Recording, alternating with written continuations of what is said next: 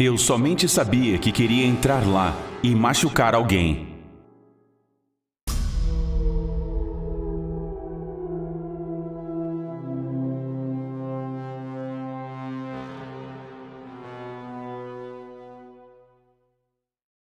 Infelizmente, no mundo existem pessoas que precisam migrar constantemente de um lugar para o outro para encontrar trabalho, para comer, para viver.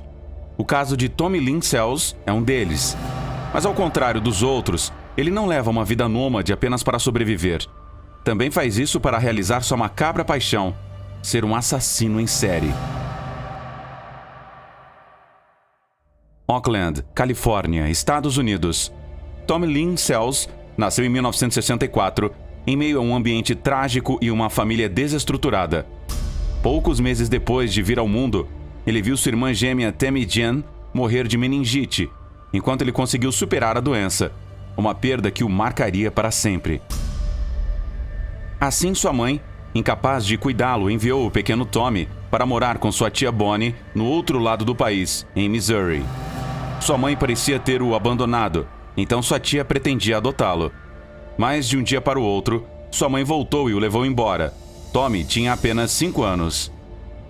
Sua mãe não foi o melhor exemplo para o filho. Isso, somado à desestruturação familiar, fazia com que a criança quase não recebesse atenção. Como resultado, aos 7 anos de idade, Tommy começou a fugir da escola e a beber álcool. Aos 8 anos, Tommy passou por outro dramático episódio.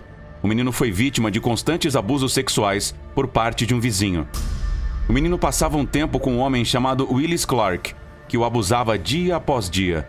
Claramente, o detestável abusador foi detido. Aos 10 anos, Tommy começou a fumar maconha. Sua vida, cada vez mais, tinha menos sentido. Aos 13 anos, em uma noite, ele decidiu se rastejar nu para a cama de sua avó enquanto ela dormia. A confusão havia o levado à loucura, então sua mãe tomou a decisão de expulsá-lo de casa. Tommy estava sozinho, na rua. Ninguém o queria, nem mesmo sua própria família. Nada poderia contê-lo em casa. Isso o levou a buscar refúgio no único ambiente em que se sentia confortável. O único onde ele poderia ser ele mesmo. A liberdade da rua. Tommy, com apenas 14 anos, tomou a drástica e forçada decisão de colocar uma barreira entre ele e sua família, separando-se completamente, sendo agora um verdadeiro sem-teto. O menino começaria a entrar ilegalmente nos trens para viajar por diferentes estados do país. Ele fazia isso com uma única intenção: a de sobreviver. Sem estudos e uma profissão certa, Tommy começou a trabalhar em troca de comida. Ele era cabeleireiro, fazendeiro, mecânico, trabalhava em armazéns, qualquer coisa lhe servia. O importante era ter todos os dias um prato quente de comida. Mas com o tempo, sentiu que esse estilo de vida não era suficiente. Precisava de algo mais. Então o jovem começou sua carreira criminosa, praticando todos os tipos de assaltos à força, entre eles, os de carros. Mas depois de ser pego pela polícia dirigindo bêbado, foi condenado a 6 anos de prisão e solto em liberdade condicional após 24 meses. A partir daí, Tommy perdeu a noção. Se tornou um verdadeiro nômade, sem ficar muito tempo na mesma cidade. Isso significa que uma vez que os assassinatos começaram, a polícia demorou anos para localizá-lo. Quando uma comunidade começa a ser cercada e atacada por um serial killer, tanto as autoridades quanto as famílias que nela vivem ficam em alerta constante. Fator que muitas vezes acaba sendo importante na hora de encontrar o criminoso. Mas quando esses ataques ocorrem isoladamente de um estado para outro no país, eles podem passar completamente despercebidos diante dos olhos do público e da polícia. Tommy estava totalmente ciente disso. Ele cometeu um dos primeiros assassinatos quando tinha 16 anos. Tommy havia invadido uma casa para assaltar, mas sua intenção mudou radicalmente quando encontrou um pedófilo abusando de uma criança. Essa cena trouxe de volta diversas lembranças ruins de sua infância, que ele decidiu acabar com a vida do homem. A sensação agradável de ver o pedófilo morrer desencadeou um instinto predatório imparável em Tommy. Ele ainda não sabia, mas aquela sede de justiça seria o início de seu vício sangrento. No verão de 1985, o jovem começou um relacionamento amoroso com Anna Cordet, mãe de um menino de 4 anos. No entanto, o último encontro entre os dois acabaria encharcado de sangue. Tommy havia pegado Anna roubando itens de sua mochila. Então Tommy, fora de controle, pegou um taco de beisebol do menino e espancou a mulher até a morte. E em seguida, acabou com a vida da criança, para não deixar testemunhas do ocorrido. Durante os anos seguintes, os crimes não pararam. De cidade em cidade, de estado para estado, de costa a costa. Em 1987, pegou uma carona com uma mulher, pois pretendia chegar a São Francisco. A estuprou e estrangulou, para depois se desfazer do corpo em uma fonte termal. Apesar da dureza de seus assassinatos, Tommy nunca se importava em falar sobre eles. No entanto, houve um crime específico que evitava dar detalhes. Um derramamento de sangue tão horrível que até o próprio Tommy foi atormentado em seus piores pesadelos. Era novembro de 1987. O dia de ação de graças estava chegando. Alguns caçadores saíram em busca de presas quando encontraram um corpo sem vida caído próximo a um trailer. Era Russell Darden, de 29 anos. Ele foi baleado na cabeça e teve seus genitais mutilados. Rapidamente, os homens chamaram as autoridades. Quando os policiais chegaram, entraram no trailer e encontraram a esposa e o filho do homem também assassinados. O menino de apenas 3 anos foi espancado até a morte. A mulher de 30 anos e grávida de 5 meses, além de machucada, também havia sido estuprada. O impacto havia sido tão grave que entrou em trabalho de parto e deu à luz um bebê prematuro. Uma criança que Tommy também espancou até o fim de sua frágil vida. Esse crime horrível deixou até mesmo Tommy nervoso. Algo que pode ser interpretado de 2 maneiras. Bem, ou isso lhe havia causado muito impacto, ou falar sobre o assassinato de um bebê de apenas 5 meses não o tornaria um prisioneiro muito popular. Um ato tão covarde como esse poderia colocar sua vida atrás das grades em perigo. Durante os anos seguintes, os assassinatos de Tommy continuaram ocorrendo em vários estados do país. Em 1997, ele parecia ter se acalmado ao se casar com sua parceira, mas não por muito tempo. Nunca parou de matar e acabaria abandonando sua esposa meses depois. Naquela época, Tommy tinha como alvo meninas com idades entre 8 e 16 anos. Em abril de 1999, acabaria com a vida de uma menina de 9 anos, além de outras 2 meninas de 13 e 14 anos. Tommy era um assassino extremamente complexo e difícil de analisar. Tinha traços organizados e descuidados. Às vezes ele agia por mero impulso, mas em outras ocasiões planejava seus crimes com bastante antecedência. Inclusive chegava a tornar-se amigo ou ter relações com suas vítimas. Em seus crimes mais premeditados, seu modus operandi era sempre o mesmo. Tommy pegava carona para chegar a uma nova cidade, se estabelecia em alguma rua isolada e começava a busca por suas próximas vítimas. Após vários dias observando, o criminoso invadia a casa em questão e esfaqueava todos que lá estavam.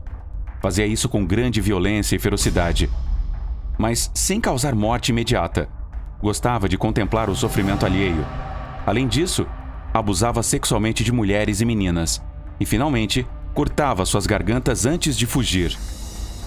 Igual quando ele perseguiu Julie Rhea Harper e seu filho Joel, de 10 anos. Os observou até a manhã seguinte, antes de invadir um dos quartos, o da criança. Tommy o esfaqueou com todas as suas forças. Os gritos de Joel alertaram imediatamente sua mãe, que tentou defender o menino, mas Tommy rapidamente a derrubou no chão.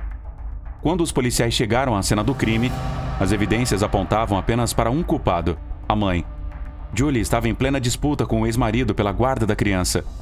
Da forma mais dolorosa e injusta, Julie foi condenada a 65 anos de prisão. Mas algum tempo depois, graças às declarações do verdadeiro autor da barbárie, a mãe foi declarada inocente.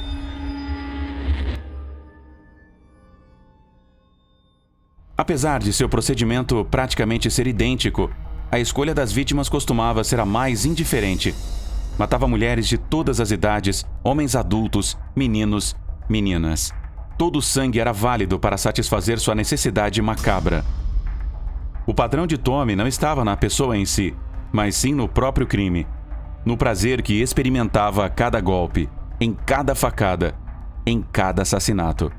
Uma injeção com drogas que o fazia chegar ao topo da loucura. Eu somente sabia que queria entrar lá e machucar alguém, confessou em uma de suas declarações. Para os psicólogos, Tommy era um verdadeiro psicopata, incapaz de sentir compaixão. As palavras amor ou perdão não significavam nada para ele. Seu último crime aconteceu em 31 de dezembro de 1999, em Bahia Guajira, Texas. Eram 4 da manhã quando Tommy invadiu a casa dos Harris. Depois de vasculhar o quarto de Kate, de 13 anos, se deitou ao lado dela e esperou que ela abrisse os olhos. "O que você está fazendo aqui?" A garota gritou ao acordar. Então ele a ameaçou com uma faca e começou a tirar sua roupa. Queria estuprá-la, mas Kate gritou: "Corra! Vá chamar minha mãe!" A garota não estava sozinha. Sua amiga Crystal estava com ela, mas não pôde ajudar. O predador a agarrou com força e cortou seu pescoço. Em seguida, fez o mesmo com Kate. Tommy fugiu na mesma hora, e diante de seus olhos, as meninas morreram. Mas não era totalmente verdade. Crystal conseguiu sobreviver. E ensanguentada e sem conseguir falar, ela rastejou até a casa dos vizinhos em busca de ajuda. Esse ato de bravura e esforço humano seria o fim do assassino de costa a costa. 2 dias depois, com o testemunho da pequena Crystal e um retrato feito por ela mesma a lápis, levou a polícia a identificar Tommy e sua posterior prisão. Os policiais finalmente prenderam Tommy Lynn Sells, após 20 anos de carreira homicida e mais de 70 vítimas nas costas. Seu objetivo, em todos os crimes, era não deixar ninguém vivo, porque, segundo ele, os mortos não contavam histórias. Mas no último ataque, ele falhou em cumprir seu desejo assassino, deixando uma vítima quase morta. Se Crystal não tivesse sobrevivido, Tommy teria continuado a deixar uma enorme trilha de crimes ao longo de seu caminho. Em 8 de fevereiro de 2000, o estado do Texas acusou formalmente Tommy do assassinato de primeiro grau de Kate Harris. Embora o criminoso tenha assumido dezenas de crimes mais antigos, incompreensivelmente, ele só foi julgado pelo da jovem adolescente. Mesmo assim, ele foi condenado à pena de morte com injeção letal. Daquele momento em diante, Tommy passou os próximos 14 anos tentando reverter a sentença por meio de vários recursos, mas a lei nunca concordou com ele. Tommy permaneceria no corredor da morte até sua execução em 3 de abril de 2014. Seria o 5º prisioneiro executado no mesmo ano. Antes de aplicar a injeção letal, Tommy teve a chance de dizer algumas últimas palavras, se arrepender de seus atos desprezíveis. Mas ele se recusou a fazer isso, e nem sequer cruzou os olhares com os familiares de sua última vítima. Assim que o sedativo começou a fazer efeito, Tommy sorriu, teve uma convulsão e fechou os olhos para sempre. 13 minutos depois, sua morte foi certificada.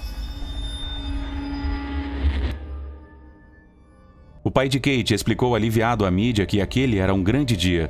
Por fim, eles sabiam com certeza que o assassino de sua filha nunca mais faria mal a alguém. Para ele, mais do que vingança, foi um descanso. Afinal, depois de uma vida inteira vagando, Tommy finalmente encontrou seu lugar.